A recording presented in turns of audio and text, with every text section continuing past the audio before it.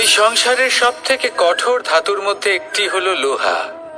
লোহা দিয়ে আমরা অনেক অস্ত্র শস্ত্র লাভ করি, অনেক বস্তুও লাভ করি। এবার এই লোহাকে কাটার জন্য, একে কোনো আকার দেওয়ার জন্য কি প্রয়োগ করতে হয়? লোহা। এবার এই কথাটা আমরা সকলেই জানি যে লোহার দ্বারাই লোহাকে কাটতে হয়। এবার এই কথা আমি আপনাকে কেন বলছি, এরপরে খুব বড় একটা প্রশ্ন আসে যা খুব বড় শিক্ষা দিয়ে যায়। এটা কেন হয় যে আমরা একটা লোহা দিয়ে একটা লোহাতে আঘাত করছি, কিন্তু যে লোহা দ্বারা আঘাত করছি তার আকার বদলাচ্ছে না, যার ওপর প্রহার করছি তার আকার বদলাচ্ছে? এতে পার্থক্যটা কোথায়? পার্থক্য হলো তাপমাত্রার। দেখুন, যে লোহাকে আমরা কাটতে চাই তার তাপমাত্রা বাড়াতে হয়, তাকে গরম করতে হয়। আর যে লোহা দ্বারা আমরা আঘাত করতে চলেছি সেই লোহা আমাদের ঠান্ডা রাখতে হয়। অর্থাৎ ঠান্ডা লোহা গরম লোহাকে কেটে দেয়। এবার এই শিক্ষা কি আমাদের জীবনে যথেষ্ট নয়? আমাদের জীবনে অনেক সমস্যা আসতে পারে, কিন্তু আমাদের এই বিষয়ে বিশেষ খেয়াল রাখতে হবে যে আমাদের মনকে আমরা যেন ঠান্ডা রাখি, এই মস্তিষ্ককে শান্ত রাখতে হবে। যদি আমরা ক্রোধ বা ঈর্ষার আগুনে জ্বলতে থাকি, বিদ্বেষের আগুনে জ্বলতে থাকি, তাহলে আমরাও সেই লোহার মতোই হয়ে যাব যার তাপমাত্রা অত্যন্ত বেশি। তখন যে কেউ এসে আমাদের বিচ্ছিন্ন করে চলে যাবে। মনে রাখবেন, যিনি যত বেশি স্থির বুদ্ধির অধিকারী, যিনি হলেন সব থেকে বেশি শান্ত, তিনি হলেন সব থেকে বেশি বলশালী। তাহলে শান্ত থাকুন আর আমার সাথে ভালোবেসে বলুন, রাধা রাধা। মানুষের জীবনে দুই ধরনের আবেগ থাকে যা চিরকাল তার সাথে বসবাস করে। প্রথম, স্বপ্ন। দ্বিতীয়, অজুহাত। মানুষ হাজার হাজার স্বপ্ন দেখতে পারে। আমাকে এই কাজ করতে হবে, আমাকে ওখানে ঘুরতে যেতে হবে, আমায় জীবনে এই অসম্ভব কাজ বাস্তবায়িত করে দেখাতে হবে, আদি ইত্যাদি। এবার ঠিক যেমন স্বপ্ন দেখেন সেইভাবে অজুহাতও খুঁজে নিয়ে আসেন। আমি এই স্বপ্ন পূরণ করতে পারলাম না, কারণ আমাকে কেউ সাহায্যই করলো না, কারণ আমি দুর্বল হয়ে পড়েছিলাম, কারণ আমার কাছে সময়ই ছিল না, আদি ইত্যাদি। এবার সাফল্য এবং অসফলতার মাঝখানে এই ধরনের সংঘর্ষ হতে থাকে। সাফল্য তখন লাভ করা সম্ভব যখন আপনার স্বপ্ন আপনার অজুহাতের থেকে অনেক বড় হয়, আর অসফলতা তখন পাবেন যখন আপনার অজুহাত আপনার স্বপ্নের থেকে অনেক বড় হয়। আপনি যদি সাফল্য লাভ করতে চান তাহলে চেষ্টা করতে থাকুন, পরিশ্রম করুন। যদি অসফল হন তাহলে ভয়ভীত হওয়ার কোনো প্রয়োজন নেই। নিজের ভুল বুঝুন, তাকে শুধরে নিন, আবার চেষ্টা করুন। কিন্তু যদি নিজের জীবনে অজুহাত নিয়ে আসেন তখন স্বপ্ন কখনো পূরণ হবে না। আসুন আমার সাথে ভালোবেসে বলুন, রাধা রাধা। কখনো কোনো চাতককে দেখেছেন? একটা চাতক বর্ষার জন্য অপেক্ষা করে, সেই বর্ষার জলে নিজের তৃষ্ণা নিবারণ করে, নয়তো সারা বছর তৃষ্ণার্ত থেকে যায়। ও আকাশের দিকে তাকিয়ে থাকে আর অপেক্ষা করে যে কবে বর্ষা হবে আর কবে আমি আমার তৃষ্ণা নিবারণ করব। সেখানে অন্যদিকে একটি কাক বা একটা পায়রা, এরা কি করে? যেখানে জল পায় পান করে নেয়, যেখানে খাবার পায় খেয়ে নেয়, আত্মীয় স্বজন বন্ধু বান্ধব যাকেই পায় তার সাথে সময় কাটায়, খাবার খায় আর চলে যায়। এবার এদের মধ্যে মিল কোথায়, পার্থক্য কোথায়? দুজনের কাছেই ডানা রয়েছে, দুজনেই উড়তে পারে। এই আকাশ হলো ওদের, খাবারের দানা ওদের। পার্থক্য হলো তাদের অভিলাষার, পার্থক্য হলো তাদের আকাঙ্ক্ষার, পার্থক্য জীবন যাপনের ধরনের। এবার যত বেশি আকাঙ্ক্ষা থাকবে, যত দামি জীবন যাপন করার ইচ্ছে থাকবে, তত বেশি কষ্ট আপনাকে সহ্য করতে হবে। আবার অন্যদিকে জীবন যত সরল হবে, জীবন যাপন যত সরল হবে, সমস্যা ততটাই কম হবে। তাই সবসময় চেষ্টা করবেন আপনার মানসিকতা এবং আপনার জীবন যেন সরল হয়। ভালোবাসতে থাকুন। যদি কেউ আপনাকে ভালোবাসে তাকেও আপনি ভালোবাসা ফিরিয়ে দিন। তাদের সাথে কথা বলুন, কিছু তাদের কথা শুনুন, কিছু নিজের কথা বলুন। দেখবেন সকল তাপ উত্তাপ দূর হয়ে গেছে। এটাই তো হলো জীবনের সারমর্ম। তাই প্রেমে থাকুন, ভালোবাসুন, আর ভালোবেসে আমার সাথে বলুন রাধা রাধা। মানুষের দুটো রূপ রয়েছে। এক, আমাদের এই মুখ যা শুধুই চোখে দেখা যায়, আর দ্বিতীয় আমাদের এই মন যা শুধুমাত্র অন্তরাত্মা দ্বারা দেখা যায়। এবার আমাদের এই মুখ তা ঈশ্বর সকলকেই আগে থেকেই প্রদান করেছেন, কিন্তু এই মন কেমন হবে তা আমাদের জীবনের অনুভূতি এবং আমাদের জীবনের লক্ষ্য এগুলি সুনিশ্চিত করে। অর্থাৎ নেত্র দিয়ে দেখা যায় আমাদের এই মুখ, তা শুধুই এই কারণে প্রয়োজন যাতে সংসার আমাদের দেখতে পায়, আমাদের চিনতে পারে। কিন্তু যদি এই সংসারে আপনি প্রকৃত অর্থে মান সম্মান লাভ করতে চান, তাহলে নিজের অন্তরাত্মাকে আপনাকে বিকশিত করতেই হবে। দেখুন, কথায় আছে এই যে অসুর, তা শারীরিকভাবে উপস্থিত নয়, তা মনের মধ্যে থাকে। যদি এই মন থেকে অসুরকে বের করে দেওয়া যায়, তাহলে শরীরে তা উপস্থিত থাকবেই না। তাই মনকে শুদ্ধ করুন আর আমার সাথে ভালোবেসে বলুন রাধা রাধা। পরিশ্রম, এই শব্দগুলি শুনতে হয়তো ছোট মনে হয়, কিন্তু এর মূল্য অনেকটাই অধিক। এবার প্রয়াসও কিন্তু দুই ধরনের হয়। একটা প্রয়াস তাই যা আমরা নিজের মন থেকে, অন্তর থেকে সমগ্র শক্তি দিয়ে করার চেষ্টা করি। এবারে এই প্রয়াস প্রচেষ্টার নামান্তর। কিছু প্রয়াস এমনও হয় যেমন দ্রুতক্রীড়া খেলা। মানুষ বলেন, আজ একটু প্রয়াস করি, একটু দ্রুতক্রীড়া খেলেই দেখি, যদি বিজয়ী হই তবে ভালো ব্যাপার, যদি না হই তবে আর কখনো খেলবো না। এটাও কিন্তু প্রয়াস, কিন্তু এই প্রয়াস পরিশ্রম নয়। পাণ্ডবদের দেখুন, ওনারা যখন পরিশ্রম করেছিলেন তখন খাণ্ডবপ্রস্থকেও ইন্দ্রপ্রস্থ বানিয়েছিলেন। দ্রুতক্রীড়া খেললেন, সেই মুহূর্তেই ইন্দ্রপ্রস্থ হারিয়ে ফেললেন। পরিশ্রম করলেন, সগৌরবের রাজা হলেন। দ্রুতক্রীড়া খেললেন, তখন এক মুহূর্তে রাজা থেকে নিঃস্ব হয়ে গেলেন। সারমর্ম এটাই যে দ্রুতক্রীড়া কখনো কখনো আপনার মিত্র হতে পারে, কখনো সে আপনাকে বিজয়ী করতে পারে, কিন্তু প্রয়াস এবং পরিশ্রম যখন একসাথে মিলিত হয় তখন তা সর্বদাই আপনার সাথে থাকে। প্রয়াস করতে থাকুন, পরিশ্রম করতে থাকুন, আর আমার সাথে ভালোবেসে বলুন রাধা রাধা। একবার একজন সাধক ওনার শিষ্যদের একটা কাজ দিলেন। একটা দুর্লভ জড়িবুটি নিয়ে আসতে বললেন। এতটাও কঠিন কাজ সেটা ছিল না, কারণ সকল শিষ্য জানতেন যে এই দুর্লভ জড়িবুটি কোথায় পাওয়া যায়। পর্বতের শিখরে। কঠিন কাজ কোনটা? সেখানে পৌঁছনোর সেই পথ যা ছিল কাঁটায় জর্জরিত, পাথরে পরিপূর্ণ, যেখানে পিছলে পড়ার আশঙ্কা রয়েছে এবং গভীর ক্ষত পেতে পারে সবাই। এবার বেশ কয়েকজন শিষ্য গেলেন, তার মধ্যে কয়েকজনই সেই জড়িবুটি নিয়ে আসতে পারলেন। কারণটা কি ছিল? কিছু শিষ্যের মনোযোগ ছিল শুধুমাত্র লক্ষ্যের দিকে, অর্থাৎ পর্বতের সেই শিখরে। কিছু শিষ্যের মনোযোগ ছিল পথের এই সংকটগুলির ওপর। কিছুজন নিজের সমস্ত মনোযোগ, সমস্ত শক্তি কেন্দ্রীভূত করলেন শুধুমাত্র লক্ষ্যের দিকে। বাকিরা মনোনিবেশ করলেন এই সংকটের থেকে নিজেকে বাঁচাতে।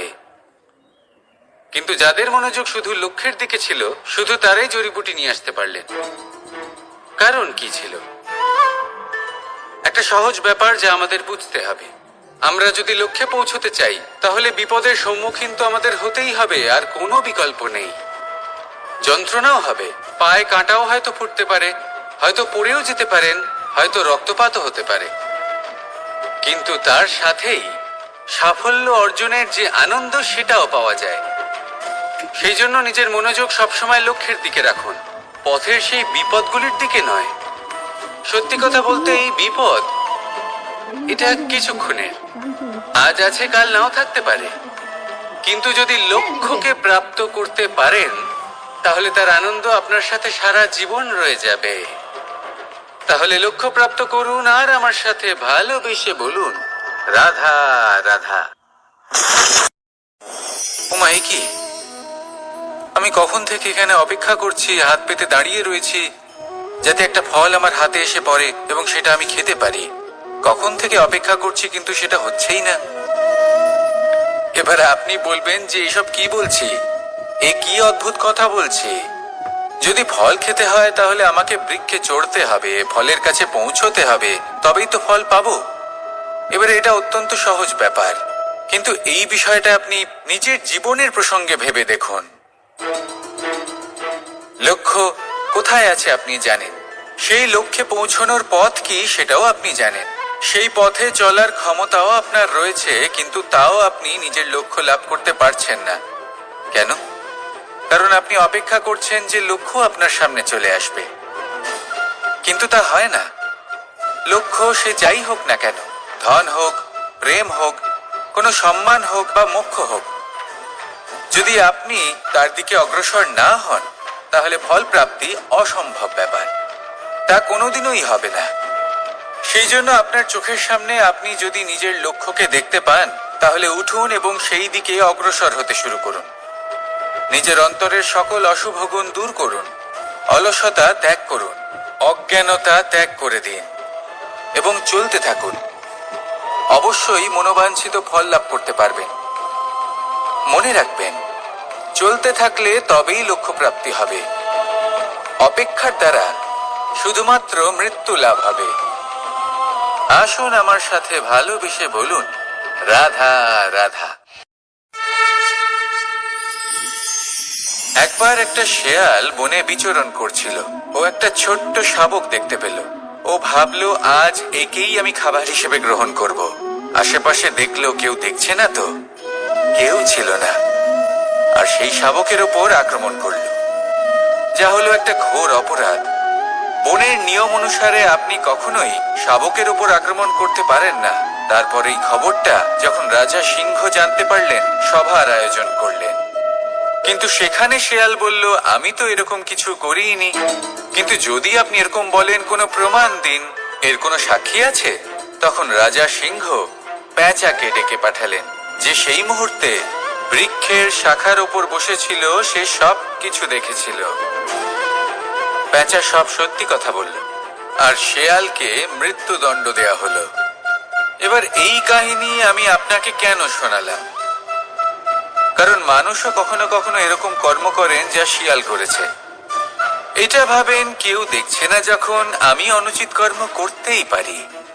কিন্তু না, আপনি যাই করুন না কেন, কেউ না কেউ অবশ্যই তা দেখছে। কোনো ব্যক্তি না হলেও কোনো প্রাণী, না হলে কোনো যক্ষ বা দেব বা প্রেত। যদি এনারা কেউ না দেখেন, তাহলে ধরিত্রী মাতা দেখেন, যেখানে দাঁড়িয়ে আপনি সেই কর্ম করছেন, তাই না? তাই একটা কথা সবসময় মনে রাখবেন, কে দেখছেন কে দেখছেন না সেই বিষয়ে ভাবা ছেড়ে দিন। এটা খুব সহজ কথা। আপনি যদি উচিত কর্ম করেন, উচিত ফল পাবেন। যদি অনুচিত কর্ম করেন, তাহলে আপনি অনুচিত ফল অবশ্যই পাবেন। সেই জন্য উচিত পথে চলতে থাকুন, উচিত কর্ম করতে থাকুন, আর আমার সাথে ভালোবেসে বলুন, রাধা রাধা। আমি অনেক সংখ্যক মানুষকে দেখেছি, তাদের কাছে অত্যাধিক জ্ঞান আছে, শিল্প আছে, ধন আছে, কীর্তি আছে, কিন্তু তারা এই সব কিছু নিজেদের কাছেই রাখেন, এই সমাজে বিতরণ করেন না। কারণ হলো ভয়। ওনাদের মনে হয় যে যদি আমি এই সব কিছু সমাজে বিতরণ করি, তাহলে সমাজ আমার শিল্প হোক, ধন হোক, জ্ঞান হোক, কীর্তি হোক, সবকিছু চুরি করে নিয়ে যাবে, আর তার বদলে আমি কিছুই পাবো না। এটা কিন্তু সত্য নয়। সত্য হলো এটাই যে যদি আপনি নিজেকে এই সংসারের প্রতি সমর্পিত করেন, তাহলে এই সংসার আপনার প্রতিও সমর্পিত থাকবে। আপনি শুধু ধন, জ্ঞান, কীর্তি, সম্মান পাবেন তাই নয়, বরং এই সমাজ আপনাকে নিজের চোখে হারাবে, মনের মধ্যে স্থান দেবে। তাই এই ভয় ত্যাগ করে দেখুন কিভাবে এই সমাজ আপনাকে প্রেম সমর্পণ করে। আসুন আমার সাথে ভালোবেসে বলুন, রাধা রাধা। সেই কখন থেকে এই পুস্তকটিকে দেখছি, কিন্তু এর থেকে আমি কোনো জ্ঞান লাভ করতেই পারছি না। এবার আপনি বলবেন যে আজ কেমন বিচিত্র কথা বলছি আমি। যদি এই পুস্তক থেকে আমাকে জ্ঞান লাভ করতে হয়, তাহলে শুধুই তাকিয়ে থাকলে হবে না। আমাকে এই পুস্তককে খুলতে হবে, পড়তে হবে, তাকে বুঝতে হবে, তবেই তো জ্ঞান প্রাপ্তি হবে। বড়ই সহজ একটা ব্যাপার, কিন্তু একে যাপন করা অত্যন্ত কঠিন, তাই না? আপনি নিজেকেই দেখে নিন।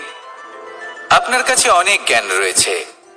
সহজ থেকে সহজতর জ্ঞানের কথা যদি বলি, আপনি এটুকু তো জানেন যে সত্যি কথা বলা ভালো কাজ, দান করা হলো পুণ্যের কাজ। আপনি জানেন যে পরিশ্রম করলে সাফল্য আসবে। এই জ্ঞান তো আমাদের কাছে রয়েছে, এমন অনেক জ্ঞান আমাদের কাছে রয়েছে, কিন্তু আলস্যের কারণে, অবহেলা করে আমরা শুধু এই জ্ঞান প্রয়োগ করতে পারি না। সেই জ্ঞান যাপন করা শুরু করুন, জীবনে প্রয়োগ করতে শুরু করুন।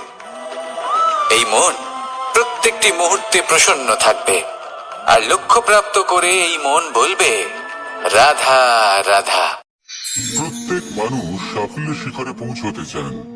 প্রত্যেকেই তার জন্য চেষ্টা করেন।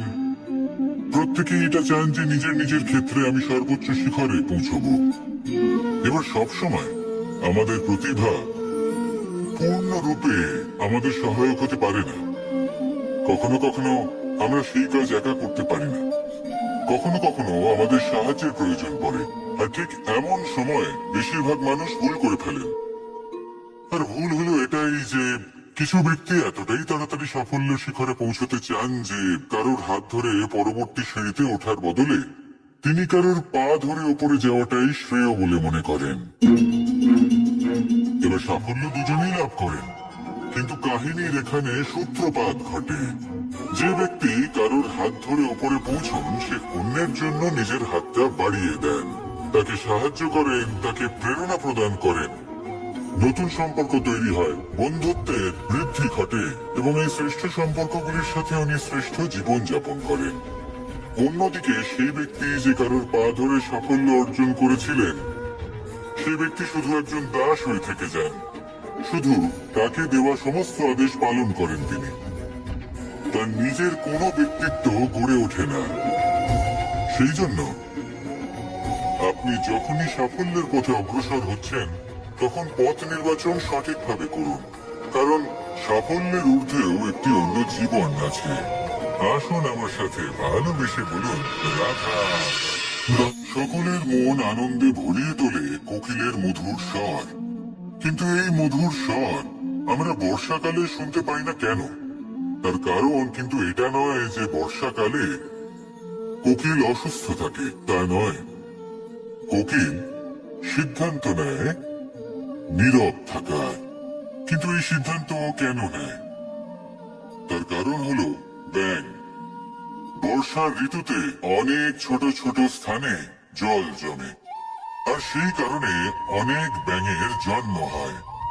এবার ওই ব্যাঙগুলোর ধ্বনি এতটাই প্রবল হয় যে তাদের মাঝে এই কোকিল যতই মধুর সুরে ডাকুক না কেন, তার স্বর আমাদের কানে পৌঁছবে না। সেই জন্য ও সিদ্ধান্ত নেয় চুপ থাকার। আর এটাই হলো আমাদের জীবনের শিক্ষণীয় বিষয়। আপনি যদি এমন কোথাও থাকেন যেখানে আপনার আশেপাশে মূর্খ মানুষ আছেন, তাহলে সেখানে চুপ করে থাকাই হলো সব থেকে শ্রেষ্ঠ সিদ্ধান্ত। কারণ ওই মূর্খদের চিৎকারের সামনে কেউ আপনার জ্ঞানের কথা বুঝতেই পারবে না। সেই জন্য সেখানে চুপ করে থাকুন। পরবর্তীতে গিয়ে যেমন এই ব্যাঙের ডাক, এটা শান্ত হবে আর তারপর থেমে যাবে, ঠিক তেমন মূর্খদের সময় একটা নির্দিষ্ট কালের পর গত হয়, আর তারপরে আসে বিবেকবানদের সময়, আপনার সময়। শুধু ধৈর্য ধরুন। আসুন আর আমার সাথে ভালোবেসে বলুন, রাধা রাধা।